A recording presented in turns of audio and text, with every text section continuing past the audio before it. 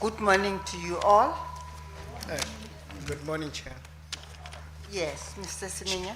Chair and Commissioners, we have Minister Lamula for cross-examination today. Yes.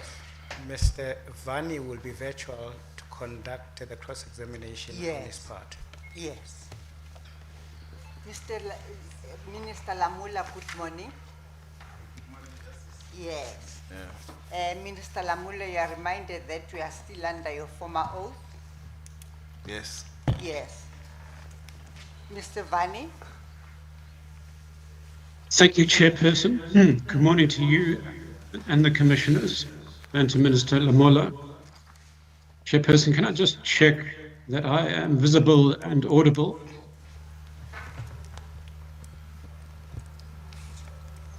Yes, I can hear you. Yes, you are visible, Ms. Advocate Vani. Thank you, Chairperson. And the Minister confirms that he can hear me. Minister, firstly, we want to thank you for taking time out of your incredibly busy schedule to come back to the Commission.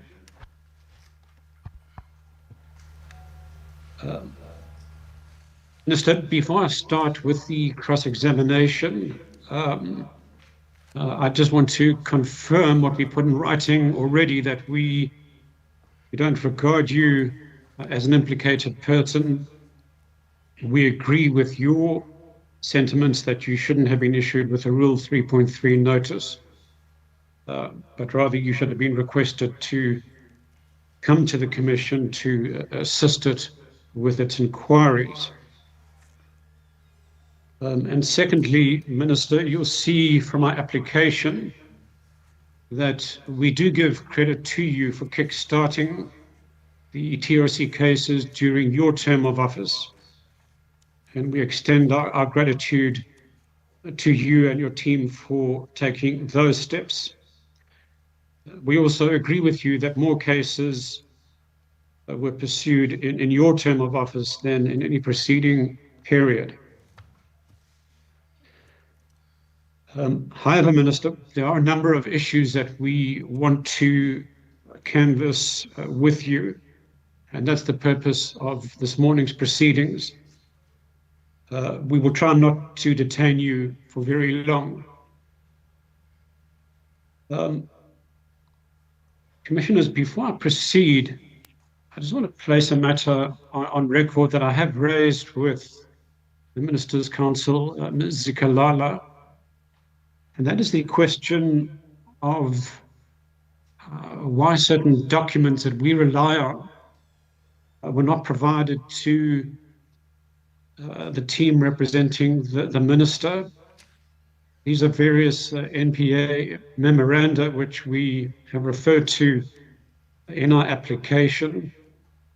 Ms. Zikalala confirms that she was not provided with these documents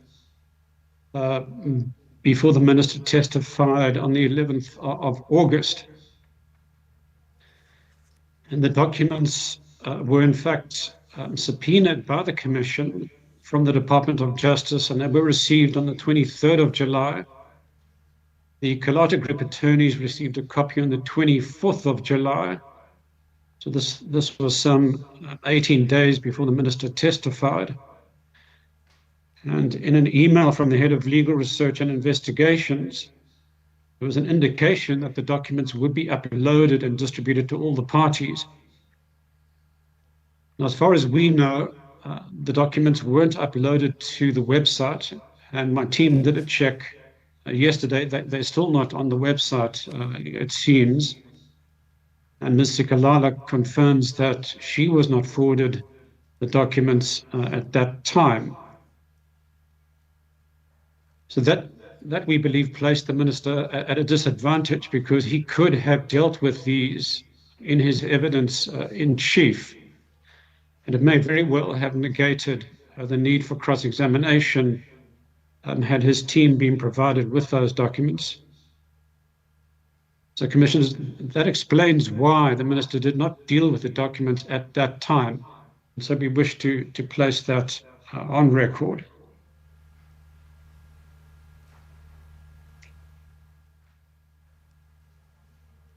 Minister, now that we have some of these housekeeping matters out the way, we can proceed. You will see from our application that we have provided you with the issues we intend to canvass with you, as well as most of our questions, so that you're not going to be taken by surprise this morning. Let's start. I'm assuming you have the application before you.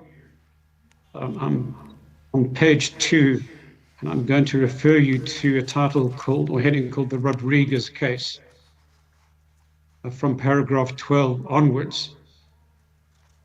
In your evidence in chief, you referred to the Rodriguez case as a watershed moment. And by now, of course, you'd be familiar with the facts of that case, so we won't need to go into what that case was about. Suffice to say that it was brought by Mr. João Rodriguez for a permanent stay of prosecution. And the issue in question was the long delay in bringing the prosecution against him. And if we look at paragraph 13, we referred to the supplementary affidavit filed by the NPA. Advocate Turi Pretorius SC filed that affidavit on behalf of the NDPP commissioners. The supplementary affidavit, which is dated 4 February 2019, is at page 1 of the bundle.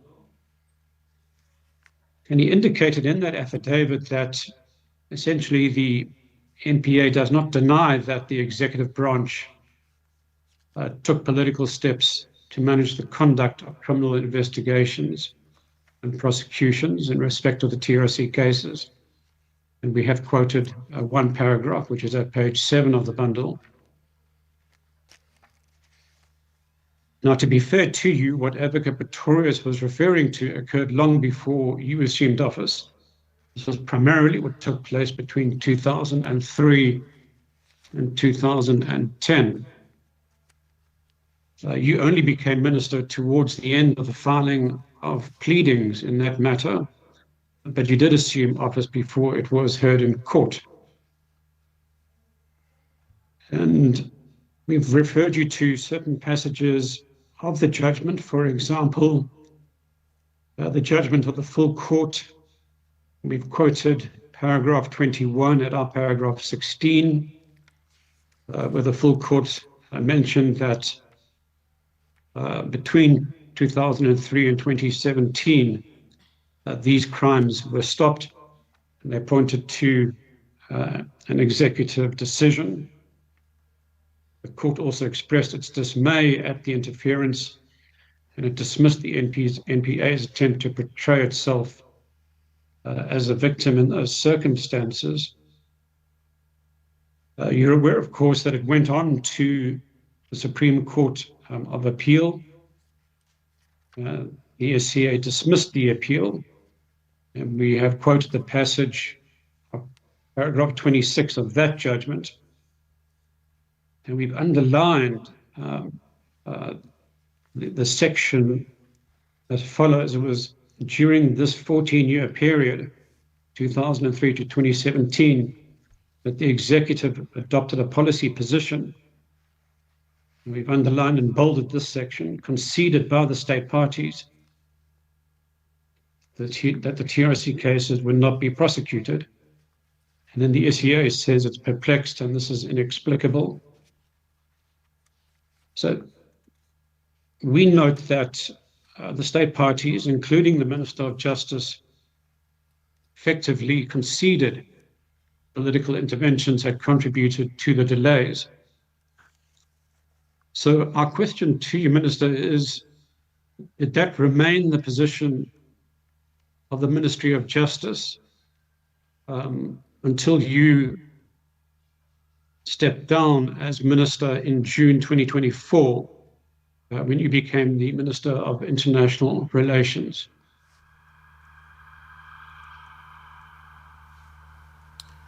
Thank you, Justice. I think for me to be able to answer the question, I will need to give context as I did earlier on. In my earlier submission, as the council correctly points out, this was before my tenure, and it's correct that I became aware of this judgment just as I came into office. It coincided with my resumption of office, because I think I started in June, and the judgment was also delivered around the same period. So my first task, immediately after I was briefed by the NPA, as I've said, Advocate Makadam and the head of the National Prosecuting Authority, was to support the NPA to be able to prosecute the cases and all that. And that's why I mentioned that the Rodriguez judgment, this matter should be looked in the context of before and after the Rodriguez judgment, particularly the Supreme Court of Appeal judgment. So at this stage, our focus was to support the work of the NPA to prosecute the cases that were in front of them, building systems and institutions. So it was not my position that was taken by the Minister of Justice before me. I was at this stage not even aware that there was such a position. So hence my focus was on the support for the prosecution. Thank you, Justice.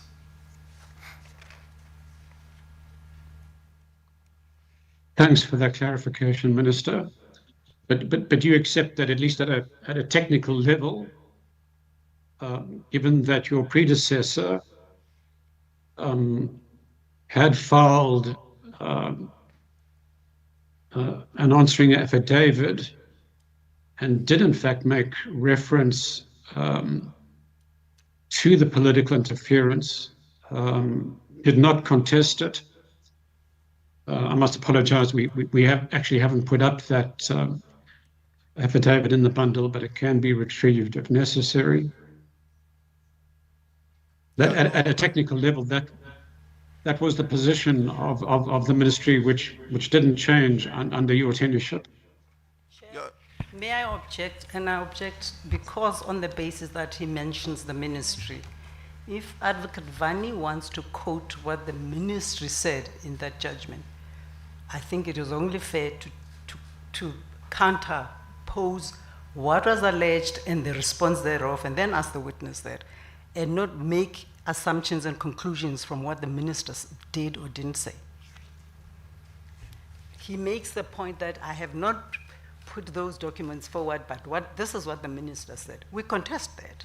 So it would be helpful if he would put those documents before this commission so that we have a clear indication of what happened and what did not happen.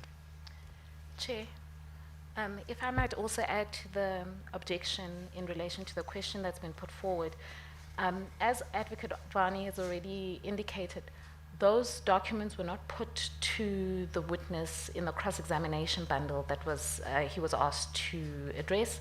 And the question that he's asking now is not a question that was detailed for which we were asked to consult with the witness. Yes. So this is a completely new matter that's being tacked on to the issues that were outlined in the application for cross-examination. Yes, Mr. Vani? Well, with respect, Chairperson, it's not a completely new matter. We actually set it out in detail in paragraphs 12 to 20, so it's not a new matter. I have conceded that we didn't put up the minister's affidavit. That was his predecessor, of course. But that affidavit is before the commission. My team is busy retrieving it as we speak. But the fact is that the Minister of Justice did make that affidavit and did not contest the position of the NPA. So the simple question is whether he accepts that at a technical level, the ministry, as in the minister himself, adopted that position. Chair. Mr. Varney, how do you expect the minister to respond without looking at that supplementary affidavit?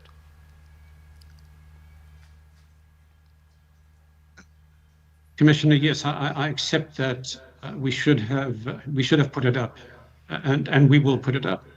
But perhaps to expedite matters, I'll move on to the next topic. Yes, thank you, Mr. Vani.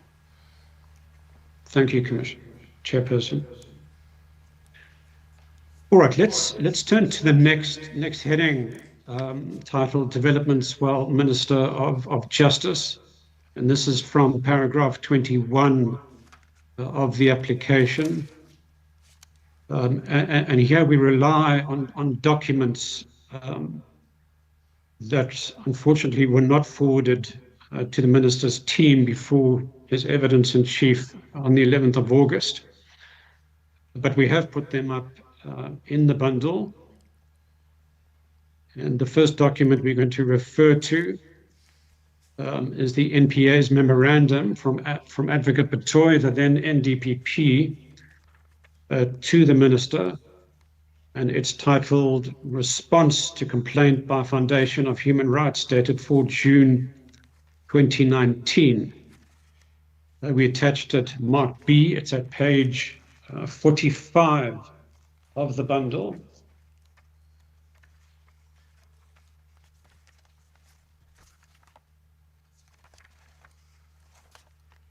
I just want to make sure that you do have a copy of that memo before you. Yes, I do. Thank you.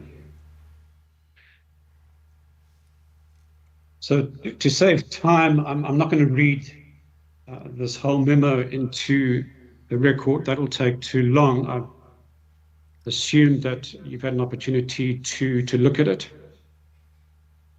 And as it suggests, this is a response to a letter that had been written about the Foundation for Human Rights.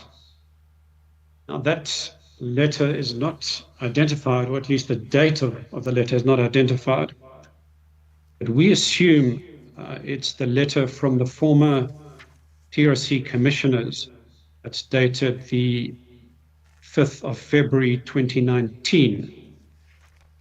And that is a letter addressed to the President, I believe copied to the Minister, calling on the President to appoint a commission of inquiry and to apologize to victims who were denied justice.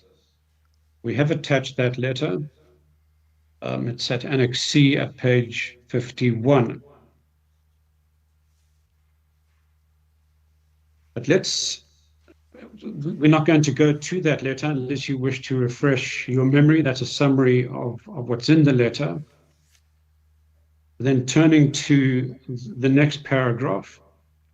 So NDPP Batoy noted in paragraph 2.1 of her memo, and perhaps I'll just quote this paragraph: "It is unfortunately a fact that the PCLU was prevented from fulfilling its mandate in dealing with the TRC cases because of the following series of events." And these are then reflected in bullet form at the bottom of the first page and then at the top of the second page at 46. And these include, from the NPA's perspective, refusals by SAPS and the DSO to investigate,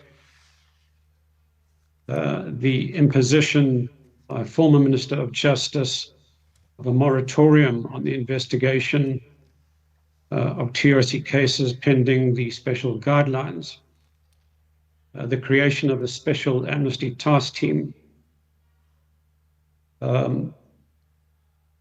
the creation of guidelines, ultimately, the fact that the then Minister of Justice complained that the NDPP was considering instituting prosecutions,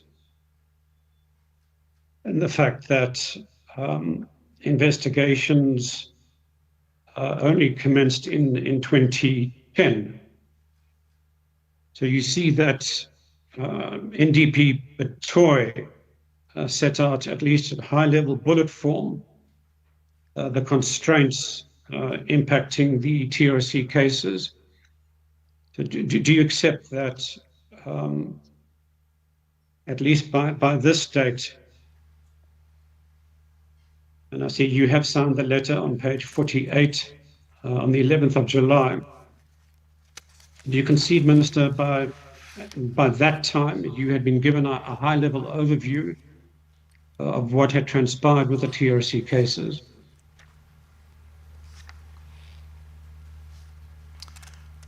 I'm struggling to get the question. I could not hear clearly. Apologies. So we've taken a high-level look. Just the question. I heard the rest of the narratives, but I could not understand the question. Yes.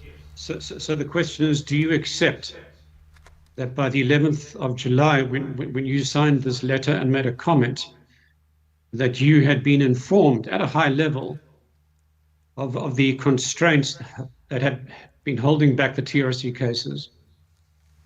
Yes, I do. And you will remember in my evidence in chief that I said one of the first tasks that the NPA did was to brief me by Advocate Macadam and the NDPP about the challenges the NPA TRC unit is facing and the suggestion that they've put forward for us to take the matters further.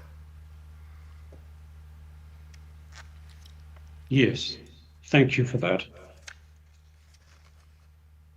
And then if we can turn to the recommendations, essentially NDPP Betoy is saying that we need to wait for judgment in the matter because the court may make its own recommendation. And she then suggests that you communicate with the Office of the President, and she attaches a draft letter. If we can turn to the comments on page 48,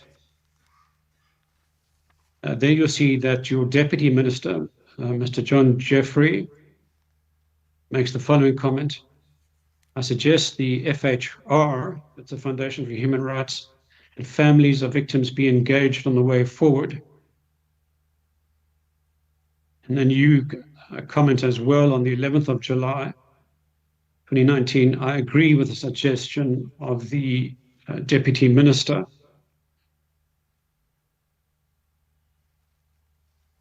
Now, as far as we know, that those consultations with the Foundation and the families did not take place.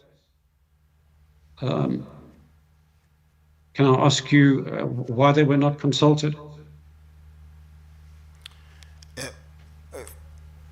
Firstly, I also stated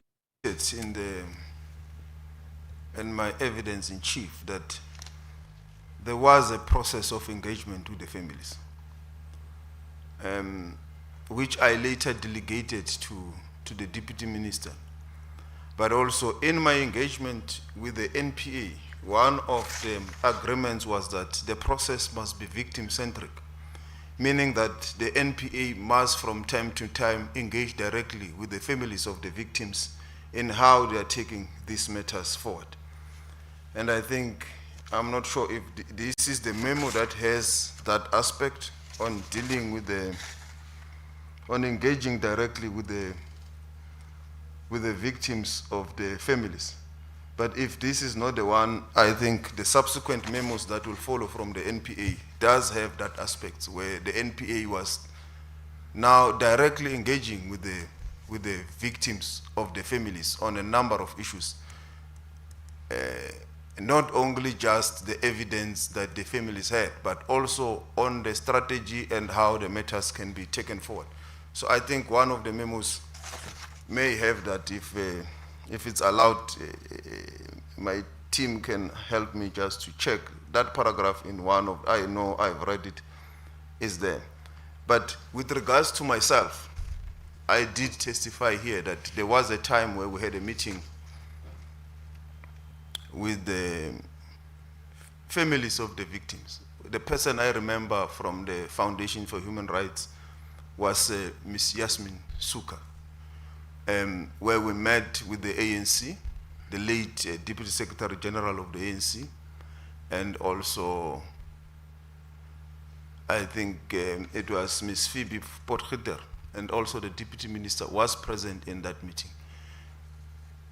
All the issues related to the TRC were raised by the Foundation for Human Rights, and the two issues I remember vividly that were of huge concern to them was firstly the lack of resources, dedicated resources, which we responded that we are now working on it.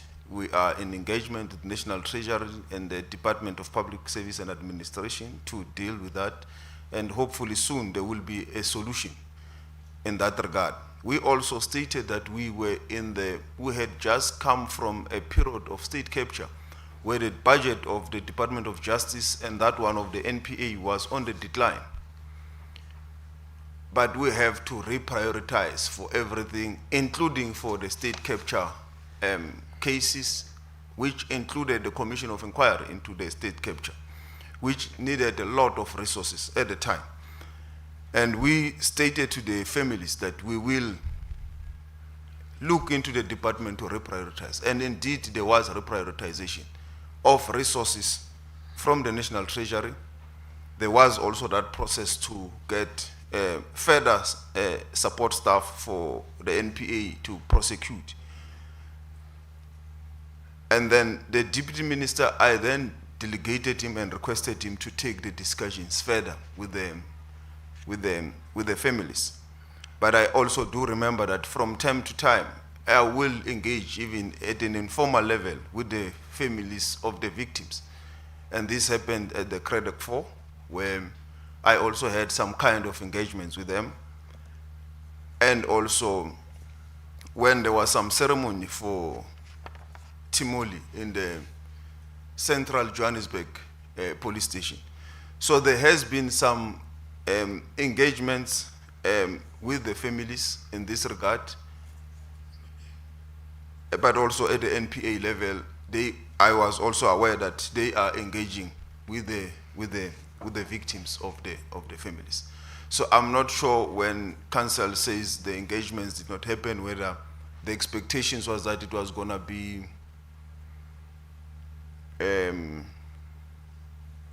some kinds of a structured process of engagements between myself and the families.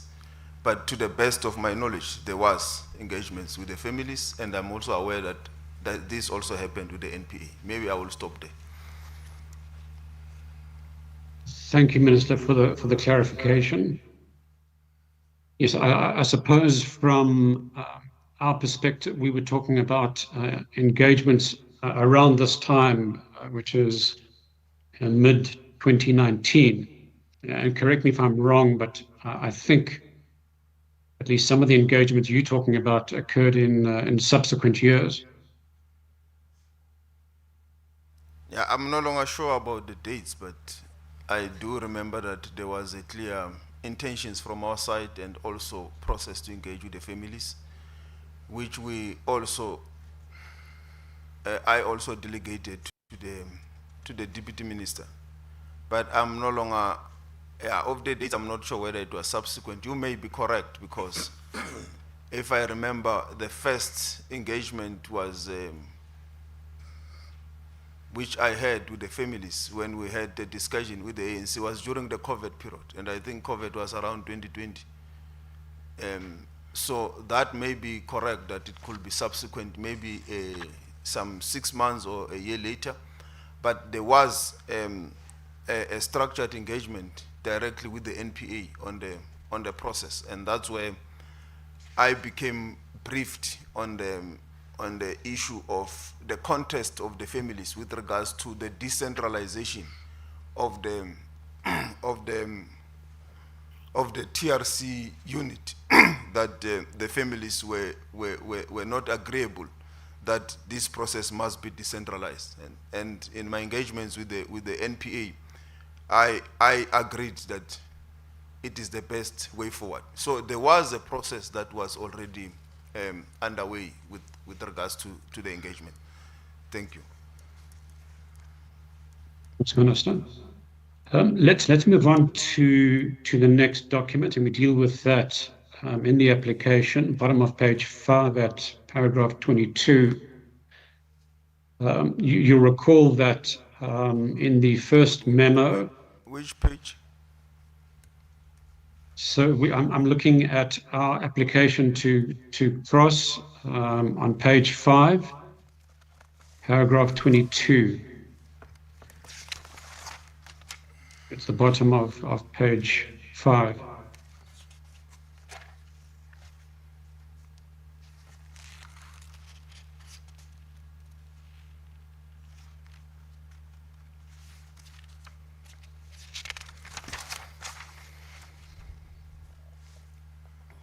Yeah, no, I see it now.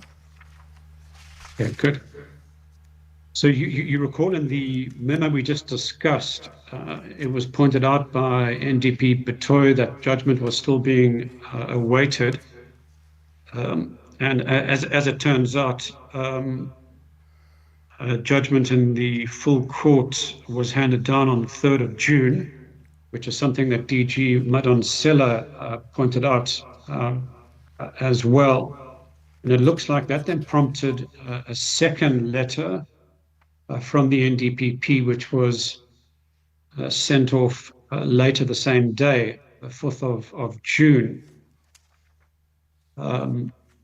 Commissioners administered this letter is also in the bundle at page 61.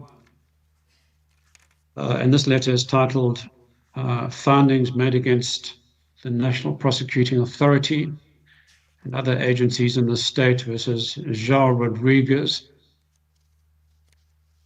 So perhaps we can turn to that letter. It's at page 61. It's titled Annex E.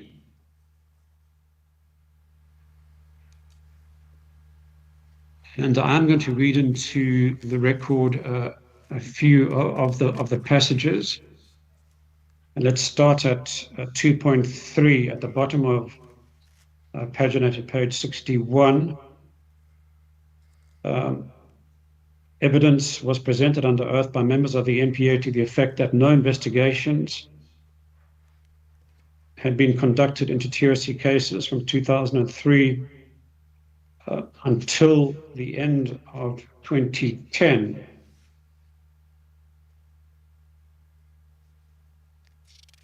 Perhaps I will then jump to 2.4 on the next page. In delivering judgment, the court found that there had, in fact, been external political interference from persons outside the NPA, which the court refrained from identifying. The court also found that there was a dereliction of duty on its part by not bringing this interference into the open. And there the court is referring to the NPA. And you are familiar with the recommendations that the court made. Let's then turn to paragraph 3 under the heading Way Forward. 3.1, the judgment clearly makes extremely serious findings against the NPA and the executive. Material placed before the court by the NPA implicated inter alia the former Minister of Justice, National Commissioner, and senior officials in a number of departments or agencies. Perhaps I'll just pause here. So I want to put it to you, Minister, that this letter also sets out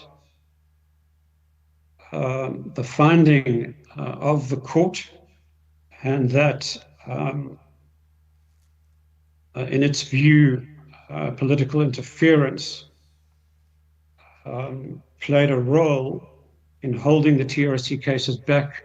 So I want to put it to you that in addition to the previous memo, this memo also placed on your radar why the TRC cases had not been taken forward.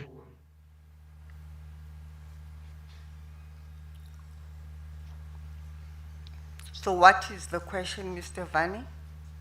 Whether he accepts that this memo also placed on record the reasons behind the slow delivery in the TRC cases. Mr. Minister? I thought that's obvious. I mean, it does place on record. I think what I'm reading when I look at the dates of this memo, it's almost similar to the dates of the other one. Yes, that's which- correct. That's correct. Yeah, so I think from my reading is that my memory may be wrong, but this was on the 5th of June. The other one was on the 11th or so of July. So it was indeed placing this, and that actions needs to be taken, and that's why the NDPP was looking into an appointment of a retired judge. Also on our side, there were various options that were being looked into. So it was during a period where the department and the NPA was engaging on how to take this matter forward. Yes, that's entirely correct, Minister. It appears that Advocate Betoy signed the letter on the 4th of June 2019, so the same day in which the other letter was sent. And it looks like Director General Vusi Madonsela read and sounded on the 5th of June, and then the Deputy Minister on the 17th of June, and then you signed off on the 1st of July. And it appears that this letter was prompted by the by the issuing of judgment on the 3rd of June, which we think explains why the two letters came in quick succession. But let's And I think this one might have came before we were aware that Mr. Rodriguez wants to appeal the judgment. So the second one maybe was prompted by now Mr. Rodriguez appealing the judgment, because when you look at the second one, it has that paragraph that states that we will have to wait the appeal process. But on this one, the NDPP was suggesting the appointment of a judge to approach the Chief Justice. Yes, that's correct. And because judgment had just been handed down, it wasn't known at that time whether Mr. Rodriguez was going to appeal or not. And you are correct that Advocate Betoy in paragraph 3.5 says that she has decided that the proper way to deal with this matter is to approach the Chief Justice to appoint a retired judge to investigate the allegations and advise her accordingly. But if I can just take you back to the preceding paragraph, and I'll just read this in the record so we're on the same page. That's paragraph 3.4, the bottom of page 62. She writes, I could invoke internal NPA processes in order to investigate whether in fact there was wrongdoing on the part of any NPA officials. In my view, however, this would not address the high public interest in the matter and the need for utmost objectivity and transparency. In any event, I do not have the mandate to investigate wrongdoing on the part of the then executive and other departments. Did you agree with her conclusion that she wouldn't have the power to investigate outside of the NPA? On hindsight, no, I will not agree with that, because as you will see from the NPA's, from the memo itself, the first paragraph where it refers to section 41(1) of the National Prosecuting Authority Act, which makes it criminal offense for anyone to obstruct members of the NPA in the execution of their duties. This could be anyone. It could also be a criminal offense for the executive to interfere. So anyone whom the NPA believes or the police believe has interfered with the work of the NPA is clearly prohibited by the NPA Act, but also section 41(1) makes it a criminal offense. So even the president. So there's no one that the NPA could not investigate and prosecute if they believe has violated this section. Yes, that's absolutely correct. But you'll notice from paragraph 3.5 that she's anticipating an inquiry that would precede any criminal investigation. If you look at that last sentence of hers,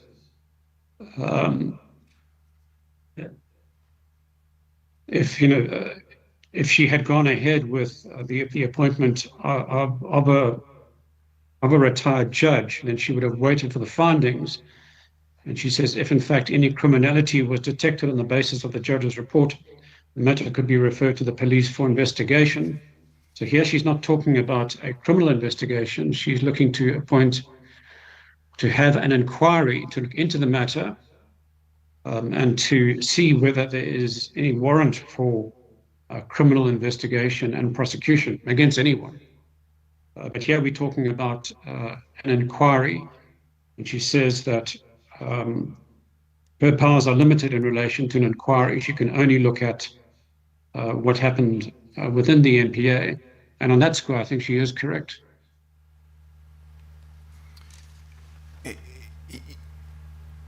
And that's why you will notice that we had no qualms with the NDPP taking the approach that she was taking of approaching the CJA and so forth. The issue was then the empowering statute. But if you also look into the matters at play, all along our understanding was that this is not just an internal NPA inquiry. It's a matter that affects various organs of the state, and the section I have pointed into, which the NPA, in all the memos that came to me, it was preceded by this section in most of them. So all along our understanding from the onset on this was that the NPA is empowered to deal with this matter within its act. And we did, however, look at various options, including the issue of the Commission of Inquiry, of appointing. When the option of the CJ didn't work, we ourselves also looked at the option of appointing a judge from our side in terms of the Constitution that empowers me to do so. And in this regard, we engaged former Deputy President Just Mijapilu, who at the end advised and was of the view that it will not be the best way forward in case this matter ends up in the courts and so forth. And that's how that was also abandoned. And we looked at the other options, and that's why I ended up requesting a legal opinion from our state law advisors, which took us back to the section 41(1) of the NPA Act.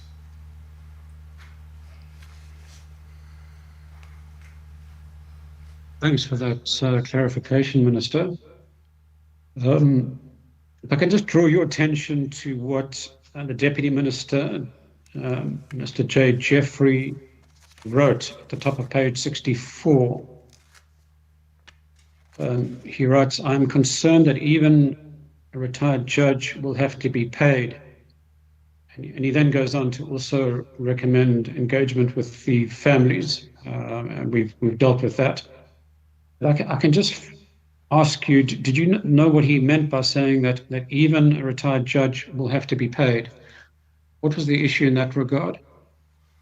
Yeah, Chair, I'm not certain where this question goes to. sorry, switch on both microphones, Ms. Sigala.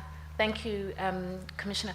I'm not sure where this question goes to, but it seems to be inviting the witness to speculate on a note that was written by the Deputy Minister when the Deputy Minister himself was here to answer that question. Yes, well, the minister says he agrees with the views of the Deputy Minister. So the question is legitimate. Thank you, Chair. Yes, Mr. Vani, you may rephrase your question.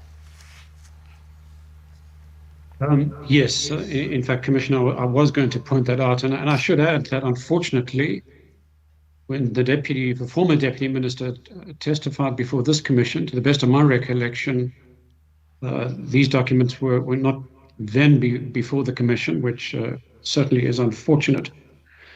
But as the Chair points out, the Minister writes, "I agree with the views of the Deputy Minister." So one can assume that the Minister did consider what the Deputy Minister wrote and agreed with him. So, Minister, I don't want to read words into what the Deputy Minister was saying. I'm sure you have a better sense. But it does give the impression that there was a concern that money would have to be found to pay a retired judge. And that was potentially a problem. Is that right?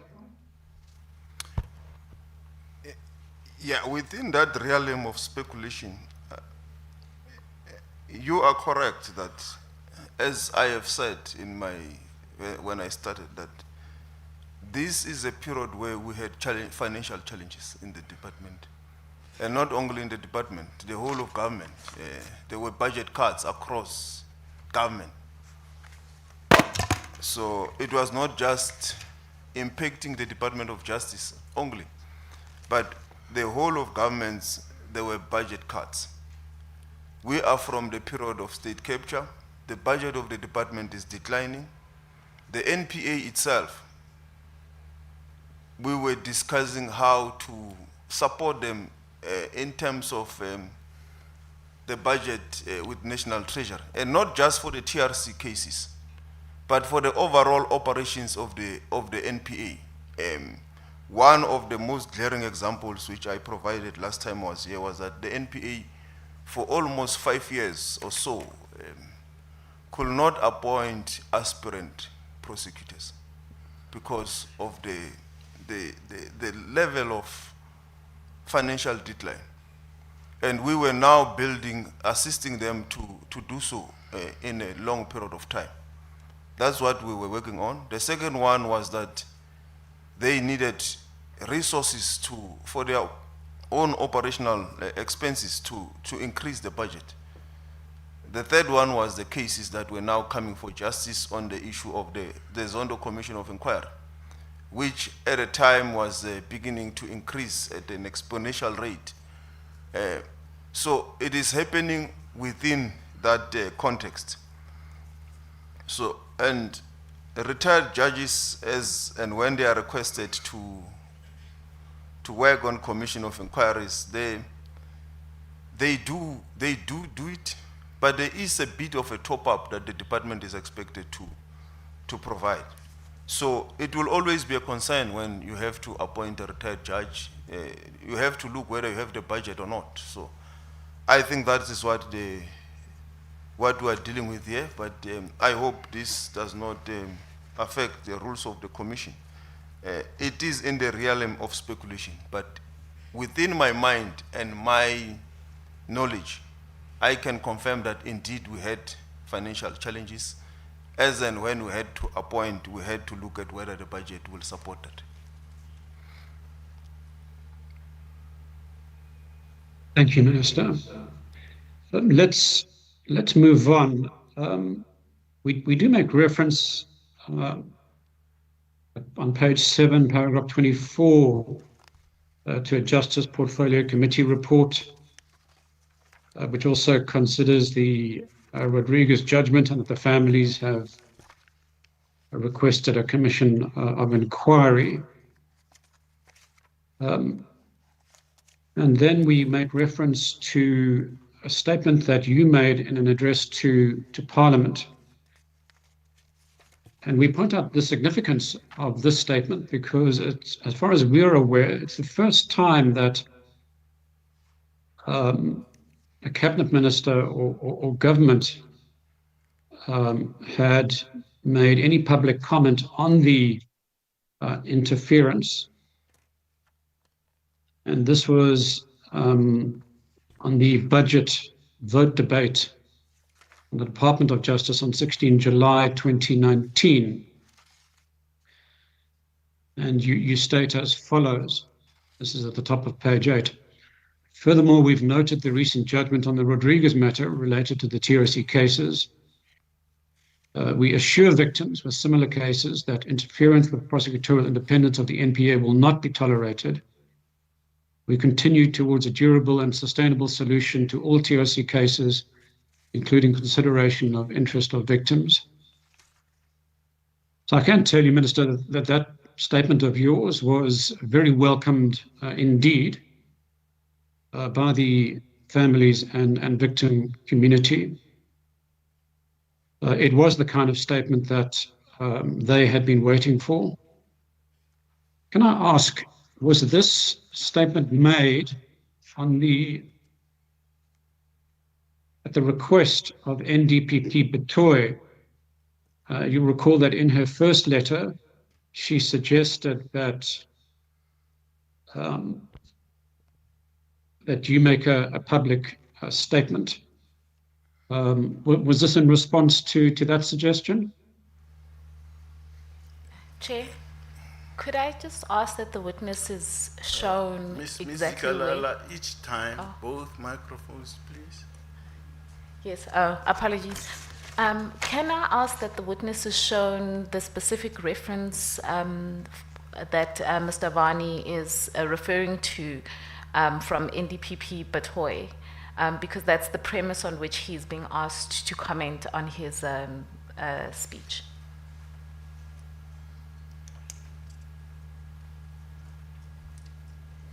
Mr. Vani? Yes, I'm just looking for that suggestion from the NDPP.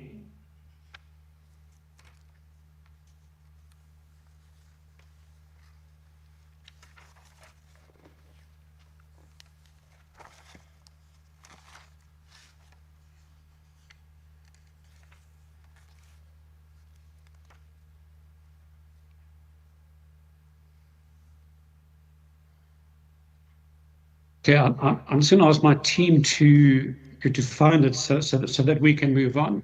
If they do, then we'll return to this question.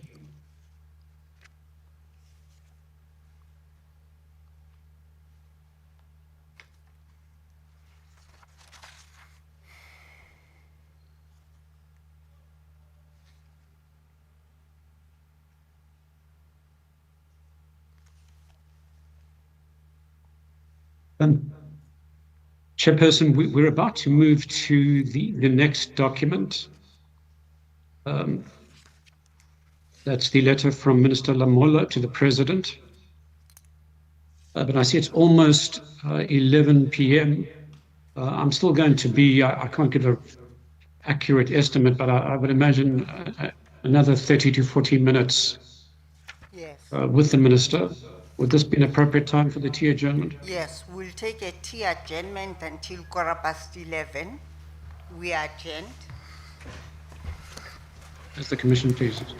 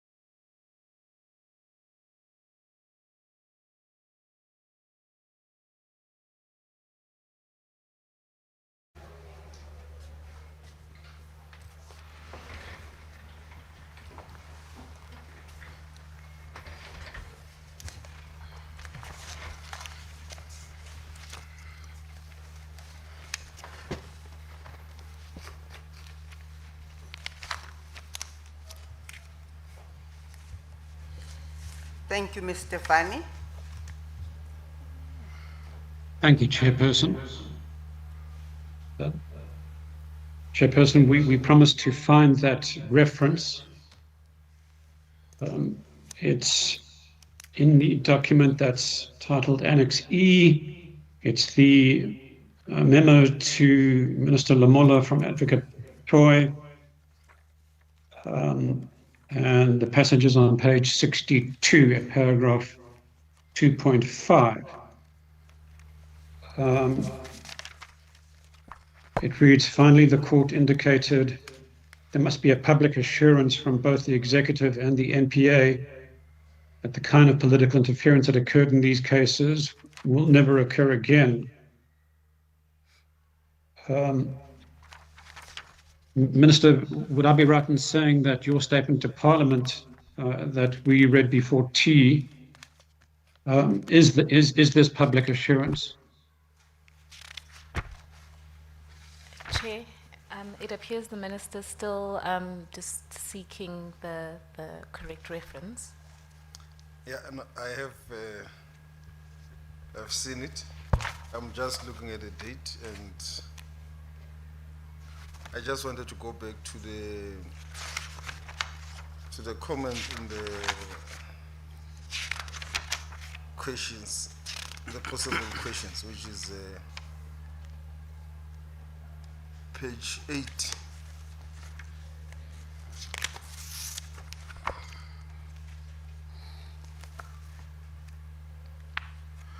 Yeah.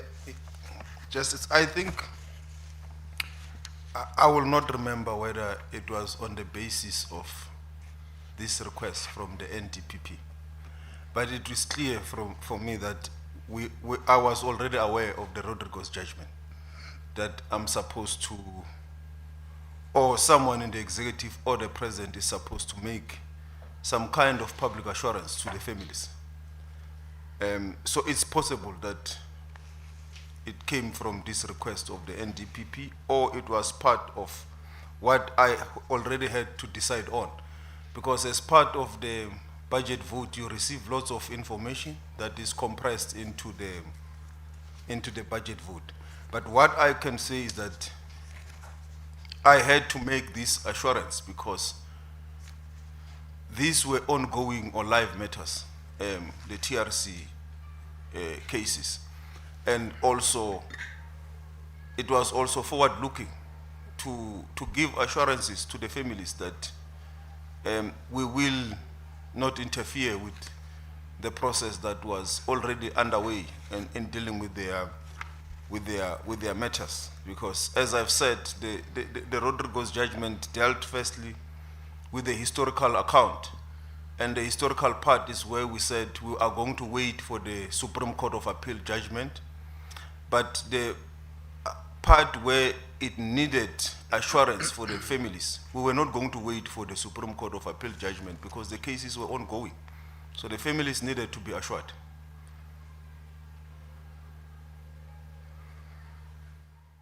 Thanks for that, Minister. Chairperson, before I proceed, I just want to place on record, before I forget,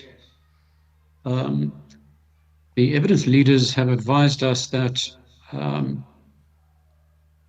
of these memos, Annex B and E are in fact on the website. We don't know when they were placed on the website. My team point out to me that they mislabeled. Annex B is called Memo 7 June 2019. And Annex E is called Memo from Lamola 8 June 2019. So the dates are wrong, and it's not a memo from Lamola, it's a memo from Batoy. So that perhaps explains why we and the minister's team were unable to find them. We have not been able to see or find Annex K on the website. We'll be turning to that annex shortly. All right, let's move on, Minister.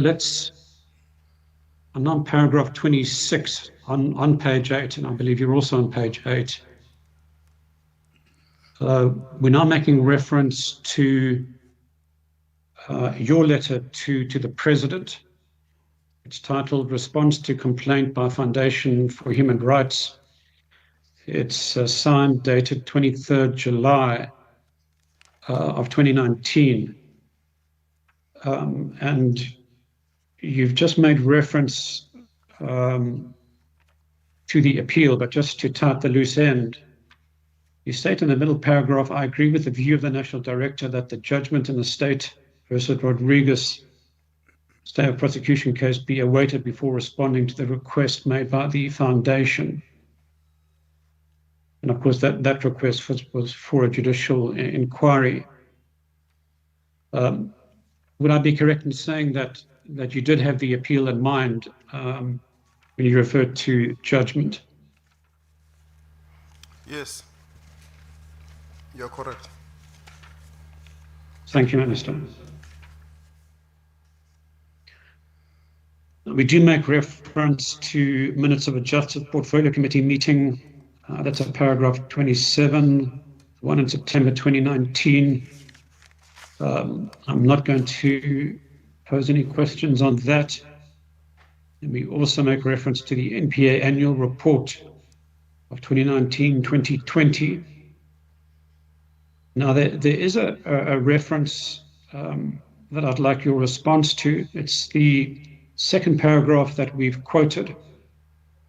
And this annual report is attached at page 80. I'll just read the highlighted section. It's that second paragraph under paragraph 28. It must be emphasized that the primary issue lies with the investigation of these matters, which is a responsibility of the DPCI. Due to the nature of the cases, it is difficult to access all the relevant information needed to make informed decisions. And so my reading of that is that the NPA was placing on record that there was a problem with the investigation of these cases, and that the investigation rested not with them, but with the DPCI. Now, my recollection is that in your evidence in chief, you did make reference to the fact that the NPA were complaining about the standard of investigations. So would I be correct in saying by this time you were now aware of the poor state of investigations of the TRC cases? Yeah, if I'm correct with my memory, I don't think I complained about the standards of the investigations. I raised the issue that the NPA raised the fact that both in the NPA there was not enough, both in the NPA and the Hawks, there was not enough investigating capacity. And I even said, because of the relay effect, if you have enough prosecutors, you must also have enough investigators. And that's what the NPA requested us to support them for. So we supported the process of the NPA to get more prosecutors, and we also supported them to work with the Hawks to appoint more investigators, which the Hawks did. It was not the quality, it was the number of the capacity. If I put it, hopefully my English is not a foolish Angan one, you may understand what I mean with the capacity. The number of warm bodies. Yes, no, we understand perfectly. And yes, it wasn't you who made the complaint, it was the NPA. All right, let's turn to the next memorandum we want to refer to. And that's the toy memorandum to you dated 2nd December 2020. And that's at page 81 of the bundle. It's marked Annex K.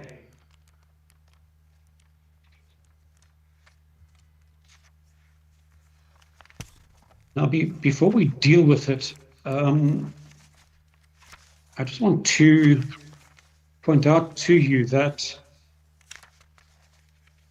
this memo, if we turn to the signature page, which is 94, you can see that it is signed by Advocate Batoy, and it's dated 2nd of December 2020. Then you'll also note that it was not signed by the Acting Director General, Ms. Pillay, nor the Deputy Minister, Mr. Jeffrey, nor yourself as Minister of Justice. And if one looks at the front page of the memo, at the top there's handwriting. It says, "Our copy." And then it says, "To Justice." I can't quite make out the word next to justice.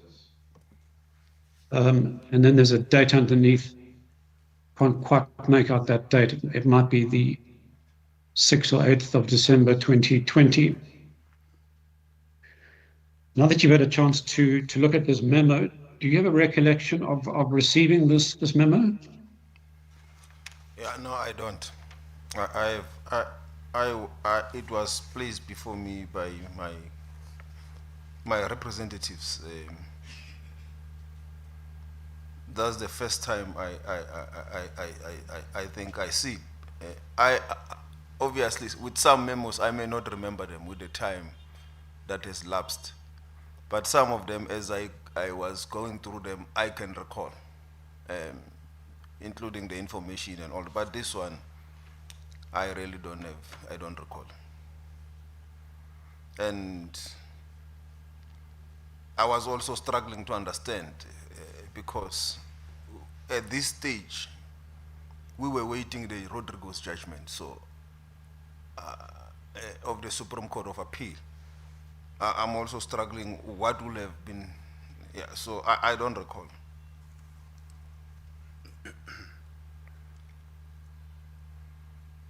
All right, well, I still want to get your perspective on the memo, given that it was addressed to you at that time. In terms of the purpose, we can take a look at paragraph 1 on paginated page 81. The purpose of this memorandum is to brief the Minister on all relevant issues relating to TRC cases arising from questions raised during a virtual meeting on 16 November 2020, dealing with responses to parliamentary questions. So it seems that you and the NDPP had a virtual meeting on 16 November 2020 to deal with responses to parliamentary questions, and that she compiled this memo to assist you in that regard. Does that ring a bell with you? No, it doesn't. We had a lot of meetings in preparations to respond to parliamentary questions. So I will really not remember the specific one. I don't. Right, but as you say, you would typically. Chair, I just wanted to raise an objection on the record. The witness has already indicated that he has no recollection of this memo, and that he, as it was already shown, he hasn't signed it. So I'm not sure whether it's fair to the witness to then put the issues that are raised in a memo to the witness. That has not, Ms. Sigalala, just wait for Mr. Vani to put his questions first before you object. Yes, Chair. I was raising it in relation to that first paragraph, which the witness has already indicated. Yes. But I will raise it in respect of any other issue that might arise. Thank you. Thank you, Chairperson. So, Minister, given that you've said that you would typically have meetings dealing with parliamentary questions, I suppose I want to put it to you that it wouldn't be unusual to have such a meeting, nor would it be unusual for the NDPP, given that the questions relate to the TRC cases, to prepare a memorandum for you. Yeah, no, it will not be unusual. from time to time I will answer questions in relation to the NPA. But usually when these such memos come through, they, as you have seen with the rest of the others, they will be where I've signed, I will have commented to confirm that I've seen it and I've gone through the memo. So it will be unusual that I have not signed and I have not commented on the memo, if it has indeed come through.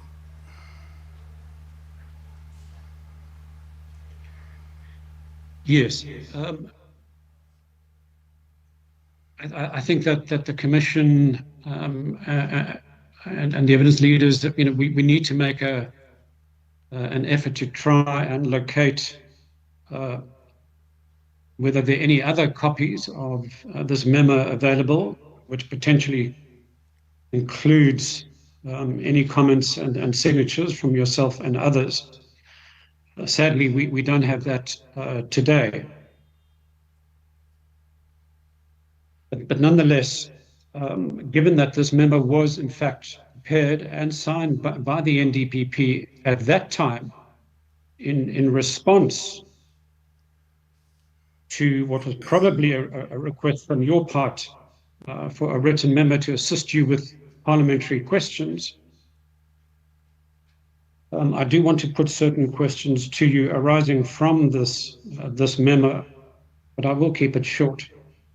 Yes, Mr. Vani, what would be the import of putting questions arising from a memo that was not received by the witness? Well, the witness doesn't say with any certainty that he doesn't receive it. He says that he can't. Yes, he doesn't recall. So what's the import of putting questions around the memo for which evidence has not been placed before us?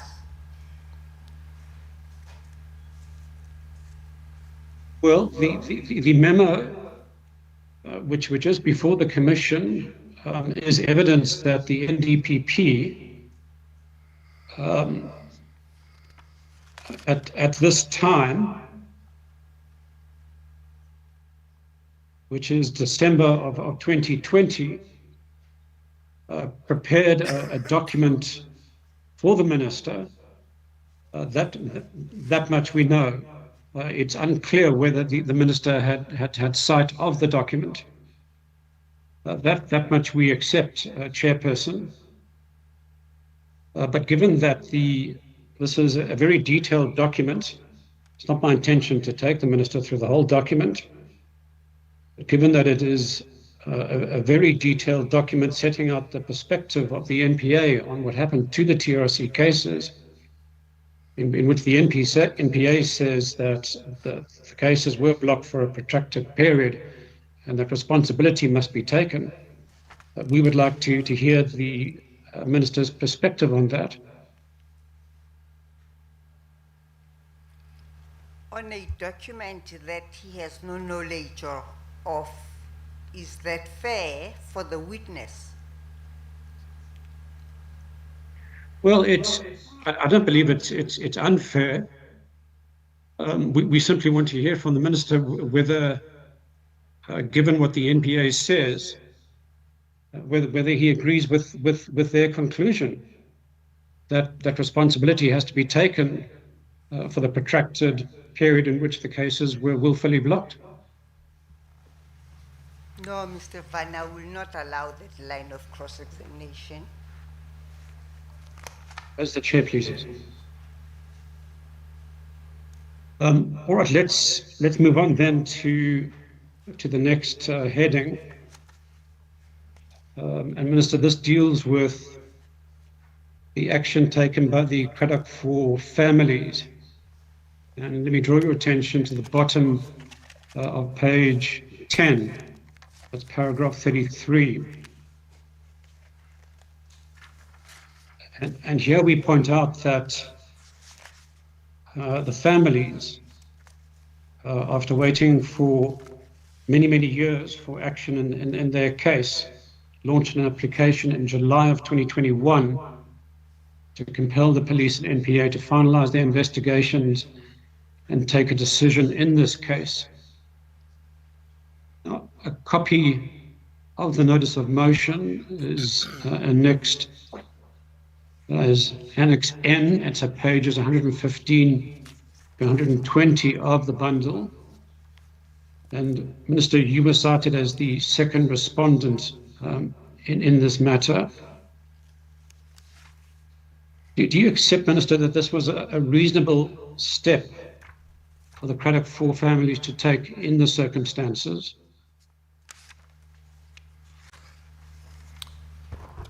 Yeah, Chair, can I apologize to intervene. I just wanted to flag that in the cross-examination bundle, all that was given to the minister is the notice of motion. So the underlying papers and what in fact the application concerned is not anything that has been put to the minister. So to Yes. answer whether it was reasonable, the minister would only be given the facts or whatever the relief that is being sought in the notice Yes. of motion. Let's wait for the questions, Ms. Sigalala. If I can just point out, if I can just point out, Chairperson, that the papers are voluminous, running to several hundred pages, but we did provide a link to an electronic copy of the full papers in footnote 18.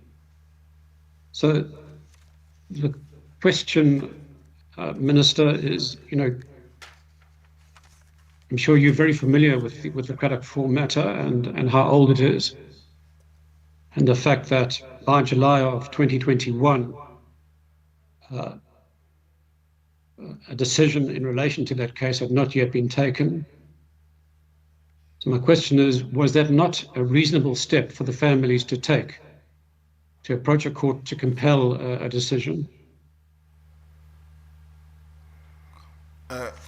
if you could point me the page that you are referring to, I've seen in page 11, the page 10, paragraph 33. But, Yes, so but where you are referring to the fact that you have given me or my legal representative some kind of summary, I don't see the page. Which page is that? Well, we've pointed out the relief sought, and the relief sought is to finalize the investigations and an order compelling the NPA to take a decision in relation to the underlying papers, which run to hundreds of pages. We provided a link to those papers at footnote 18. But my question is focused on the relief itself, and whether the relief sought by the families in the circumstances was quite reasonable. Do you agree? No, I will not know because as I had no sight of the whole document, but also from what I see here, and with my opposition of the matter, it does look like it was just a run of the mill by the state attorney, which they usually do when the matter comes forward to put a notice to oppose. So I don't think we really, because from what I have seen, it doesn't look like I've even disposed to an opposing affidavit to oppose this in a substantial manner, because I was not really, there was no really any substantial relief against me. So I will really struggle to answer the question, whether it was reasonable or not. I think it will be left to the court to decide it.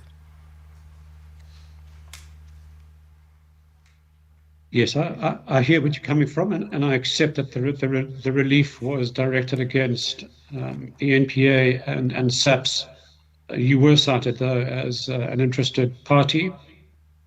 I can tell you that the NPA did put up a very substantial answering affidavit opposing the relief. But I won't belabor the issue. Let's turn to the next topic, and that's titled Further Requests for a Commission of Inquiry. We've set out the issues on page 11. from page 35. We've already had reference to an earlier letter that the TRC commissioners addressed to the president. That was in 2019. And then in 2021, they again wrote to President Ramaphosa asking for a decision on a commission of inquiry dated 25 March 2021. Commissioners, that's at page 121 to 125 of the bundle. Now, in this letter, they set out why the subject matter of the proposed commission was a matter of great public concern, and attached drafts of terms of reference, and pointed out that the interference cut across multiple government departments. And I just want to read the one passage which we've quoted here into the record. And then I'm going to ask you a question. It is accordingly not sufficient for there to be separate internal or departmental inquiries by the different institutions. Such inquiries will not be able to deliver the full history of the interference as it unfolded over time and over multiple entities. Moreover, such inquiries will not be able to compel the production of testimony and evidence from other departments. In any event, there appears to be considerable resistance to carrying out meaningful investigations at these levels, and it goes without saying that departmental officials could not be investigating themselves or their colleagues. So my question, Minister, is, did this not make out, in your view, a compelling case for a commission of inquiry that would have powers to compel the production of testimony and documentary evidence? And also given the point that the former commissioners make, TRC commissioners, that this wasn't just the work of one department, but it cut across multiple government departments. Can I ask why you were not persuaded by such arguments to recommend a commission of inquiry? Yeah, as I said when we started, we were dealing with the compendium of options that we had to look into. And the first process, and I said, we looked into, for me, the matter now was, it has the post-Rodriguez judgment, the Supreme Court of Appeal, and before. And the before was that the NPA and the Hawks were struggling in dealing because of resources to prosecute the perpetrators of the apartheid crimes, to bring them to justice. So in my face, this is the first and primary responsibility. As a Minister of Justice, I need to support the NPA to prosecute the apartheid crimes. And that's what I focused on. Had to look for resources which were not there, engage with the National Treasury, engage with DPSA, that this is what the NPA needs. They need human resource, they need money, and they need to prosecute these crimes. And I'm not only responsible for TRC matters. There is a state capture matter, which there was already a commission of inquiry, which was also lots of money at the time, and I think is the most expensive commission of inquiry in this democracy. At the time already, we are looking, I cannot remember exactly how much, but it was now clear that this commission will end up at billion or something. We don't have the money. We don't have the resource. The first and primary complaint of the victims, of the families of apartheid, the ANC, all the liberation movements, their first complaint is that there is no prosecution happening What am I supposed to do? As a Minister of Justice, I must support that there must be prosecution that happens. And I can do that by providing the financial support, the human resource support, which is what I did. And this is before the Rodriguez judgment, Supreme Court of Appeal decision. But in the midst of this, the families and everyone, they are saying, no, we want a commission of inquiry. If you are in my shoes, you have to make your choices at that time. Do I abandon this course of supporting the NPA and the Hawks to prosecute the perpetrators of apartheid crime and shift the resources to a commission of inquiry that is now going to deal with the post-democratic obstruction and prohibition alleged of the prosecution? Any reasonable person in my position, the focus will be the prosecution of the apartheid criminals. And that's what I focused on, and that's what I did. So, and secondly, as I have shown in all the memos from the NPA, the primary introduction is section 41(1) of the NPA Act. We look at all the options. The first option, the NDPP wants to appoint a judge retired through the CJ, and I think there could not be a mechanism to do that, if I remember well. The second one, appoint retired judge by the minister in terms of the provisions in the constitution. And the retired judge says, no, this won't be appropriate in case this matter end up in the courts. I then look for a legal opinion from the state law advisors. And the state law advisors take me back to section 41(1) of the NPA Act.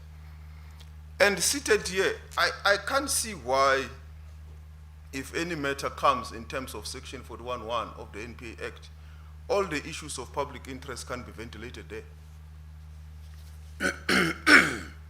So Because you it's made public, it's open. in short, Minister, you made a choice and you stand by that choice.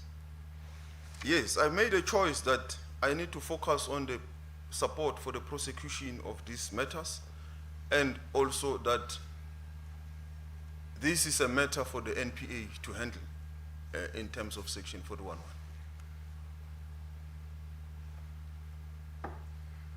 Mr. Vani? Thank you, Chairperson.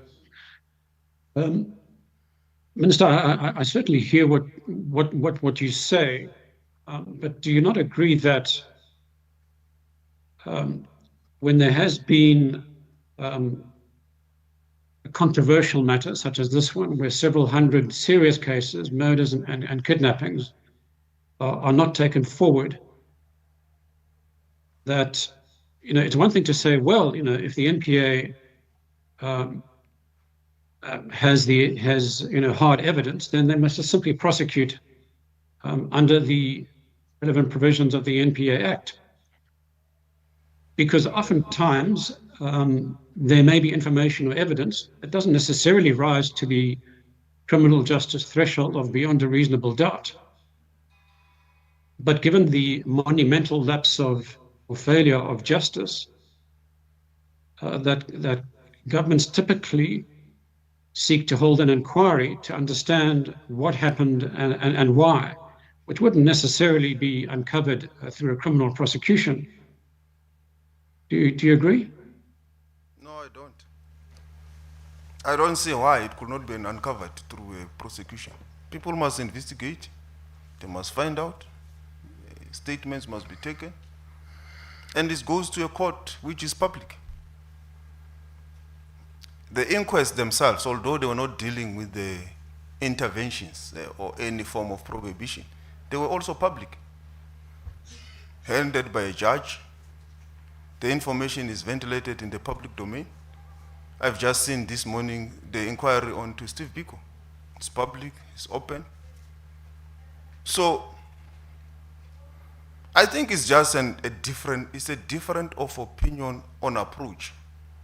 And this could be the question that the commission will have to decide on. Whether the difference of opinion on approach by the families of the victims and the difference of opinion of approach by ourselves means that, therefore, this matter can be ventilated in the public domain and be handled in a lawful manner. So it was just a difference of opinion on approach on the matter, in my view. And it's not only on this. And it's not only on this, Mr. Vat. It was also on the decentralization of the prosecution. These were the two contentious issues between the NPA, ourselves, and the families, and the issue related to the Commission of Inquiry. And that's why we then divided to say there was a pre-Rodrigo's judgment, Supreme Court of Appeal, and the post.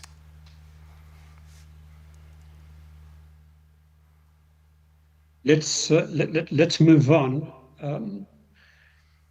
We make reference to the response of the presidency in a letter to the family's attorneys dated 6 May 2021.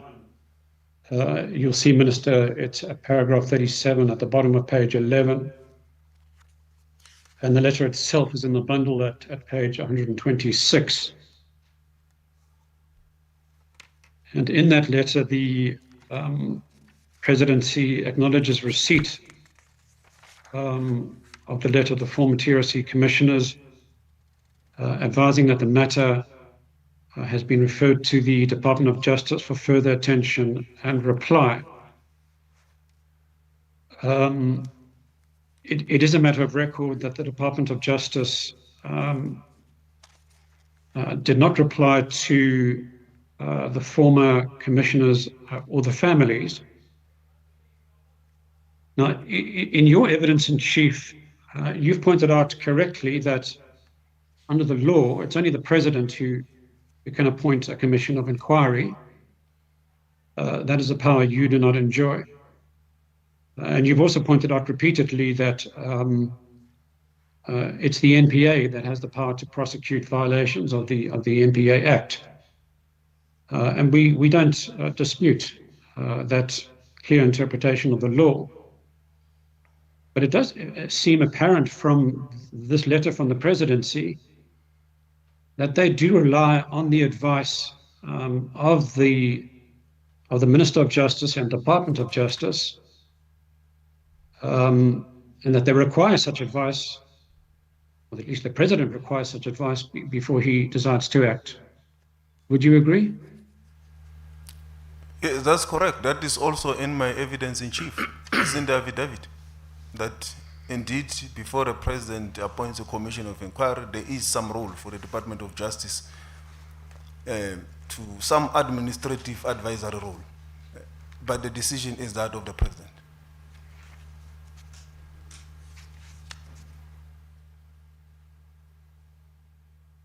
And then a few months later, in June of 2021, Weber Wenzel attorneys then address a letter of demand to the president, copied to yourself, placing the president on terms. And that letter is at page 127 to 128 of the bundle. But moving on, you, on the 23rd of June 2021, announce that the NPA will pursue an investigation into the alleged political interference, and that the investigation will be overseen by a retired judge. In that regard, we refer to a New 24 article of the same date. That's at pages 129 to 134 of the bundle. Now, at that time, no details of that proposed inquiry were released. And as far as we're aware, no consultations were held with the former TRC commissioners or the families. Can I ask why you didn't hold those consultations in respect of the request for an inquiry? Yeah, I think there was at this stage already ongoing engagements with the families that were happening. If you remember, I pointed out that there was some discussions, and I think, if my memory serves me well, this could have been the point where we now appointed the former Deputy Judge President of Gauteng, Judge Mujapila, who then raised the issue that it will not be appropriate after several consultations with him. And yeah, so I think at that time there was some ongoing engagements on the various options that we were looking into, which included the judge, the NPA approaching the Chief Justice for themselves to appoint. So it was an involved process where we were all looking at which one will be the most appropriate platform to take this matter forward. And I think it was after this that then I requested a legal opinion from the state law advisors, which brought us back to the section 41(1) of the NPA Act.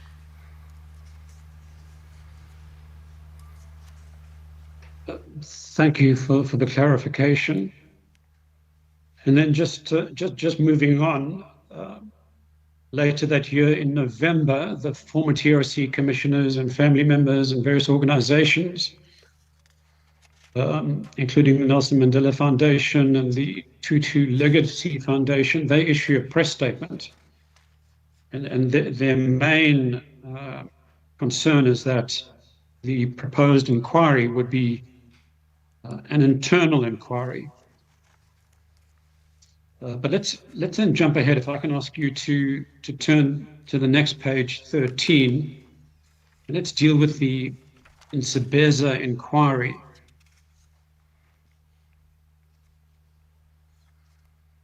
I'll assume that you're there. So on the 14th of January 2023, the NPA issued a press statement.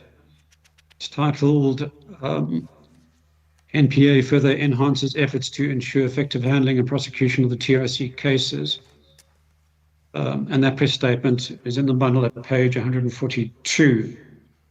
And in this statement, the NPA announced an inquiry by senior counsel that would be in line with the requirements of Rodriguez, and that the council will conduct a thorough assessment and make recommendations if necessary to strengthen the NPA's handling of TRC cases. Now, I want to take you through the key findings of the Nsebeza report as we see them. And these extracts, Minister and Commissioners, are in the bundle at pages 143 to 150.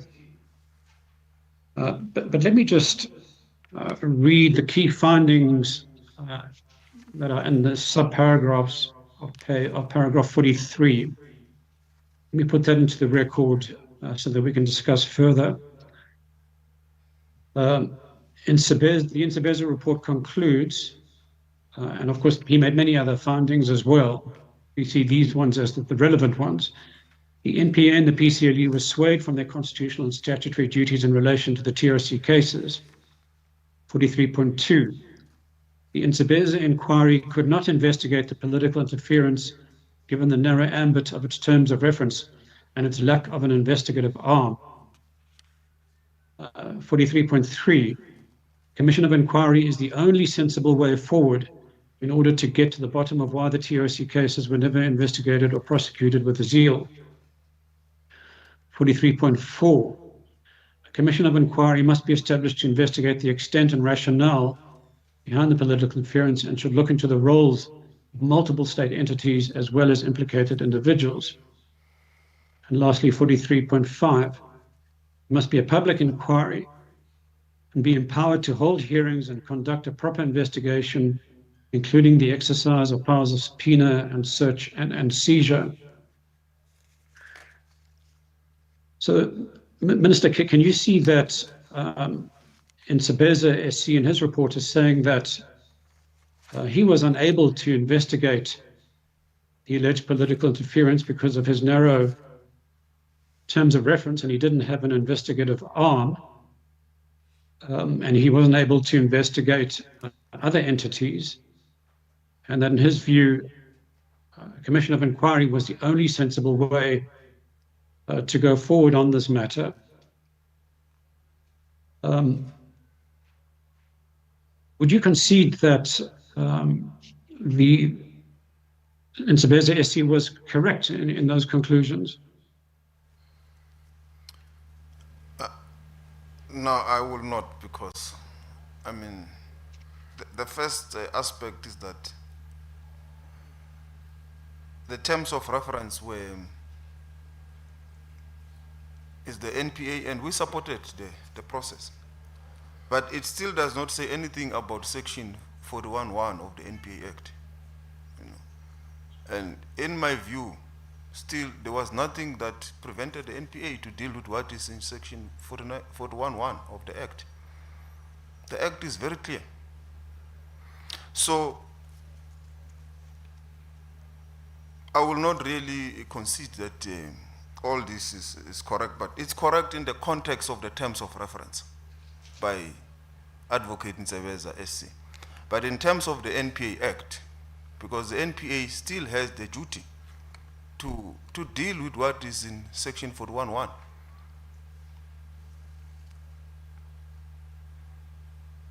Thanks, Minister. I didn't really want to return to that debate, but since you've raised it again, I want to put it to you that it's not necessarily one or the other. So, for example, you've made reference to the Zondo Commission. It was the backbreaking work of the Zondo Commission that ultimately led to the uncovering of evidence and leads that were then handed over to prosecutors so that they could commence investigations and begin prosecutions. That could very well have been the same process and outcome here. Yeah, but for you, when you represent the victims' families, you look at it from the victim's perspective. But I look at it with the overall eye, dealing with the victims, with the TRC matters, dealing with the Zondo Commission, dealing with all the inquests, dealing with all the issues that the NPA needs support from. And these are choices I have to make. It's overall, it's not just narrow TRC matters. I deal with it from a policy perspective. With all that, and you are correct, the Zondo Commission was already weighing heavily on the finances of the department at the time. So it had to be weighed in making the decision. But if you want to comment, if you want me to comment about the processes after the Commission of Inquiry, even with the Zondo Commission, you will remember we had to make a lot of amendments, even to support, to enable the support for the NPA work with the Zondo Commission, because the recommendations of the commissions, I believe even these ones, are recommendations. The NPA and the Hawks still needs to go and investigate if there is any criminality that is being recommended. So already there is an act of the NPA, Section 41(1), which says if there is any interference by anyone, the Hawks can investigate, the NPA can prosecute.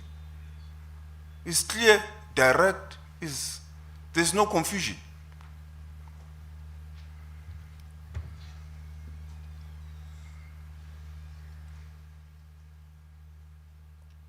Let's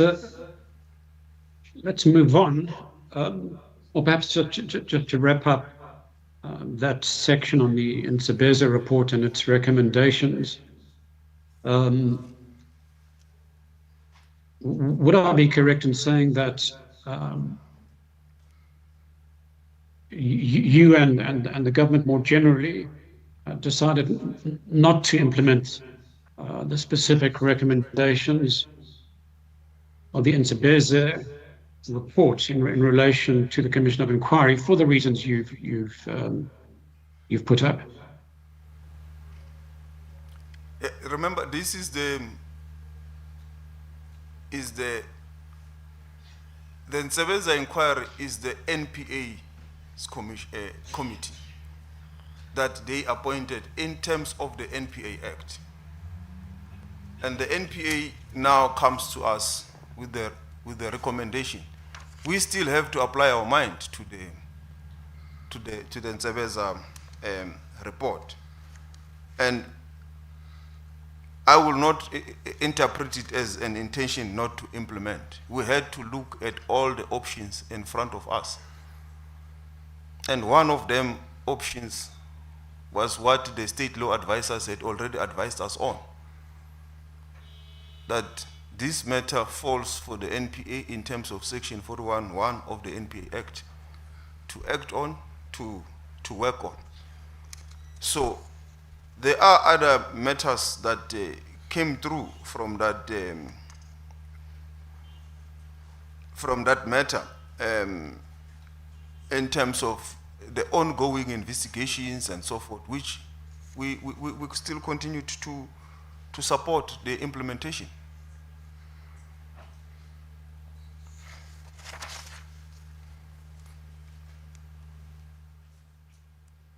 All right, well, we know that Nsebeze SC handed over his report in June of 2023. It was publicly released in February of 2024. And then if I can turn your attention to the next page, page 14 of the application to cross, we make reference to the fact that you had noted in Parliament that you had considered the recommendations of the Nsebeze report. But to be fair to you, your term as Justice Minister came to an end in May of 2024. Now, after you left, the President was again placed on terms in a letter dated 10 July 2024. That's at page 151 of the bundle. There's no need to go there. Again, the letter was acknowledged in August of 2024, and the President again says he's waiting for a report and advice from the Department of Justice. That's at page 155. And then when nothing further is heard, the families, known as the Kalata Group, eventually in January 2025, they then apply to court. And part of the relief they seek is an order compelling the establishment of a commission of inquiry and in a partial settlement that is in fact established, as we're all aware, and that is what we are busy with today. So my question is, Minister, would you agree that the families, in the circumstances, that they acted reasonably and with considerable patience and restraint? Yeah, no, I think they were. I mean, even in our engagements, formally and informally, the families were acting with reasonableness. There will be times where we will be irritated with the comments of particularly Yasmin Suka, but we still took it on the chin. That is part of our job. If I remember one of the meetings, the comments were really, but we understood that it's an emotional issue, it's an emotive issue, and as government we have to take it on our chin and work on the facts and the law, and that's what we focused on.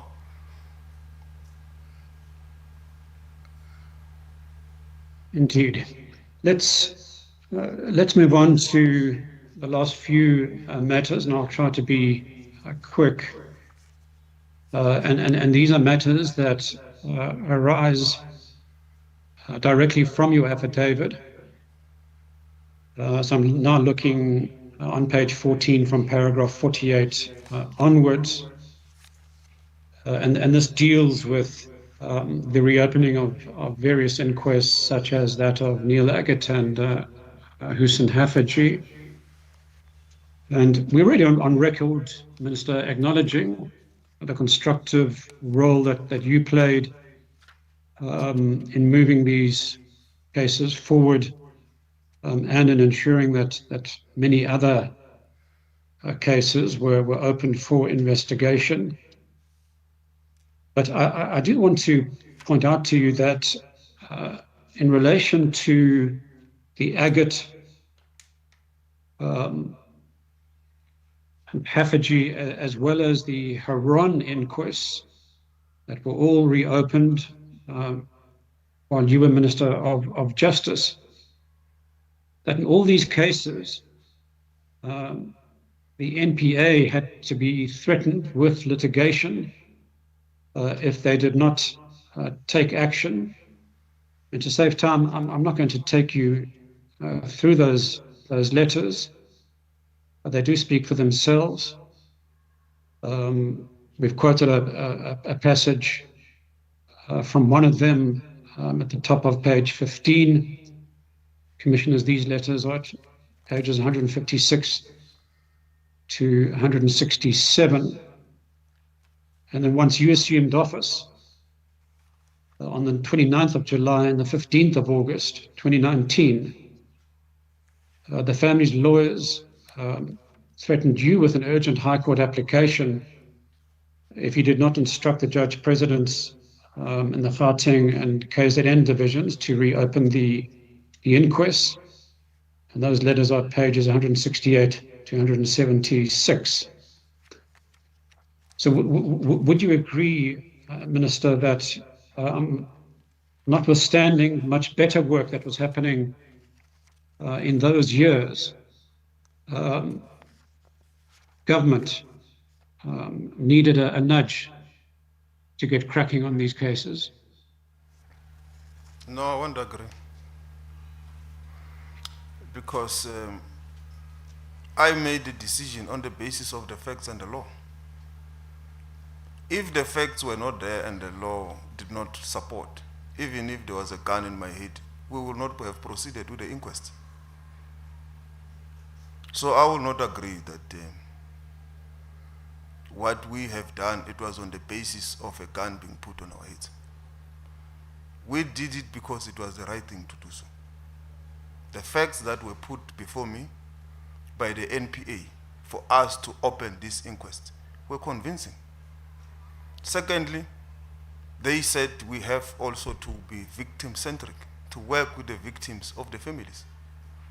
And the victims of the families making submissions and making inputs, for me, I didn't see it as a nudge. I saw them as participating to see justice for themselves, for their families, and for this country, which is necessary, given the history of where we come from. So it was out of that commitment to see justice happening that I supported and agreed with the submissions of the NPA on these matters. Even if there was no gun or no nudging or anything from the families, I would have still have done it. Yes, and we don't doubt that, Minister. But can you see it from the perspective of the families?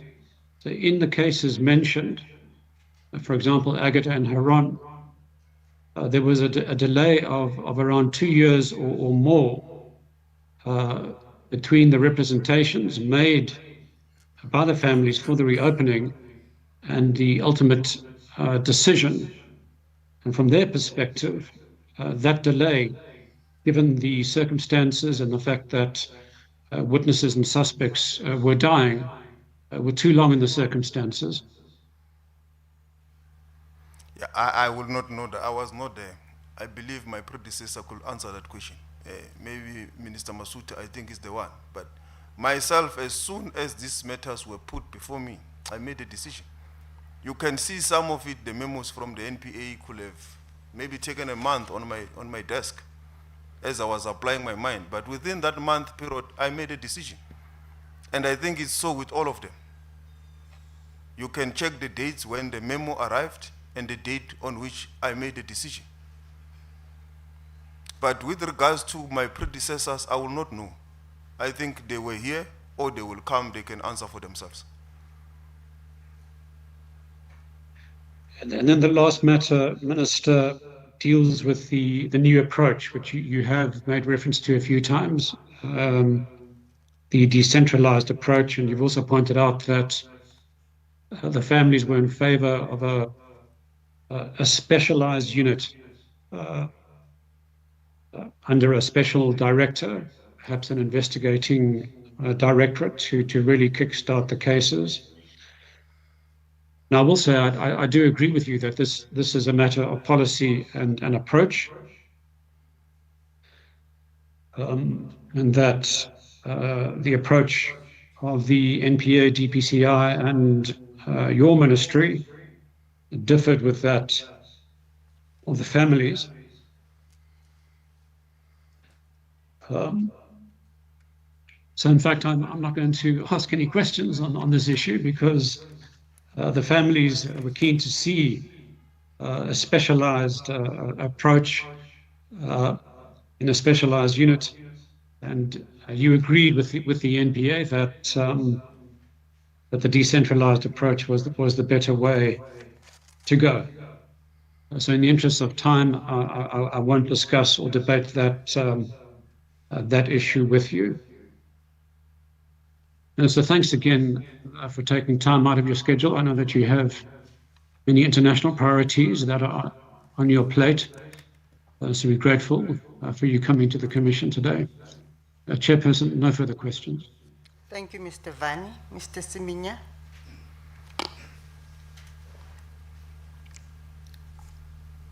There is no re-examination. Thank you. Ms. Sigalala?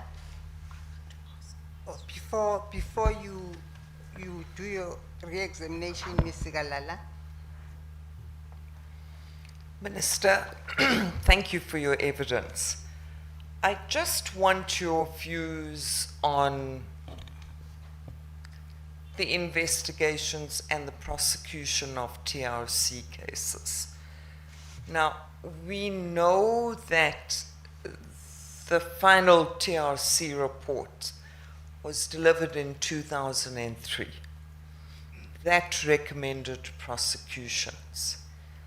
And by the time you became minister, which was in 2019, 16 years had elapsed. So that's a decade and a half.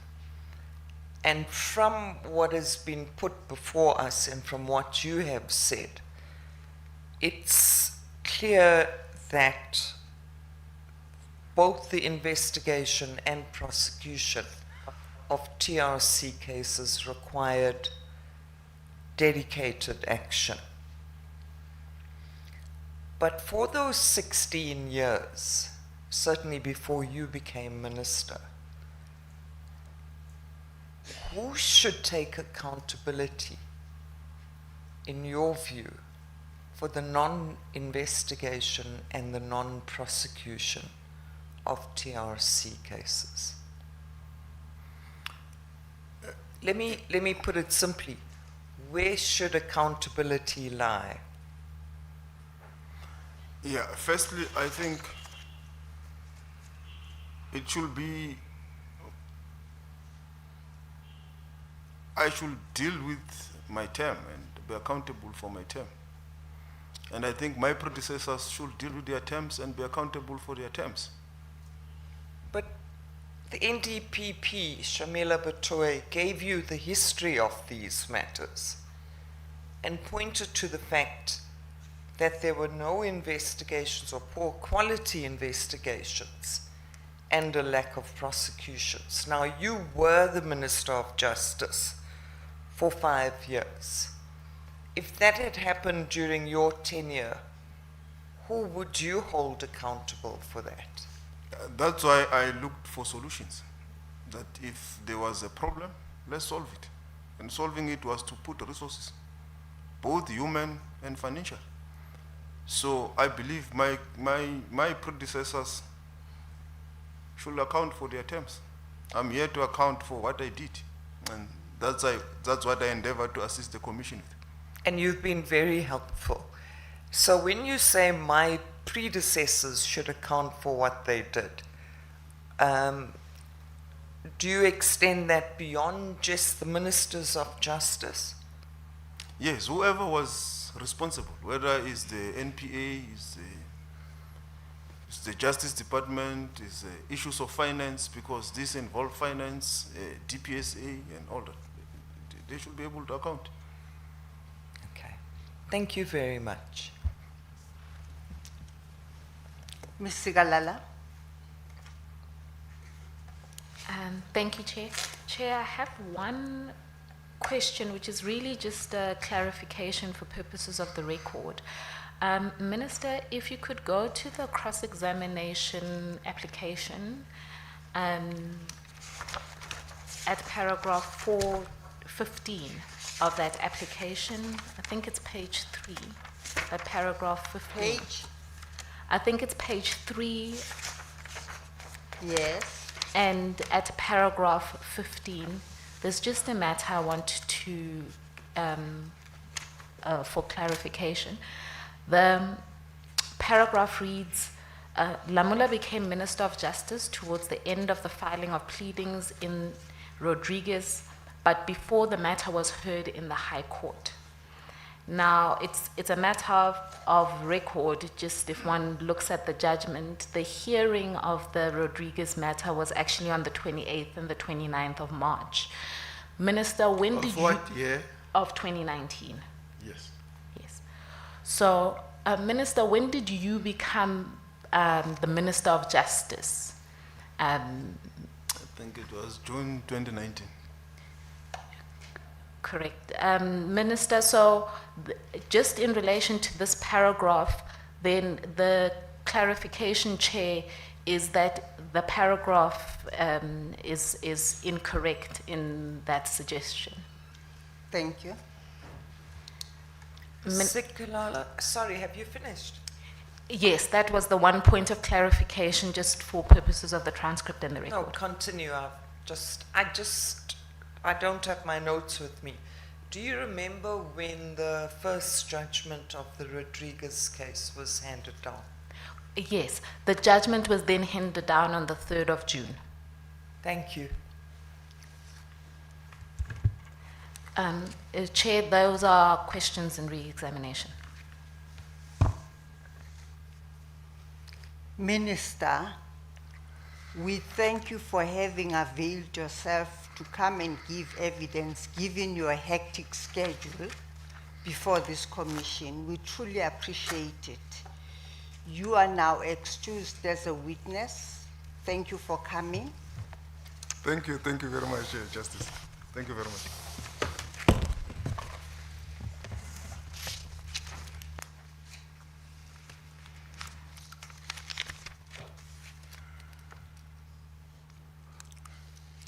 These proceedings are adjourned until tomorrow at 10 o'clock.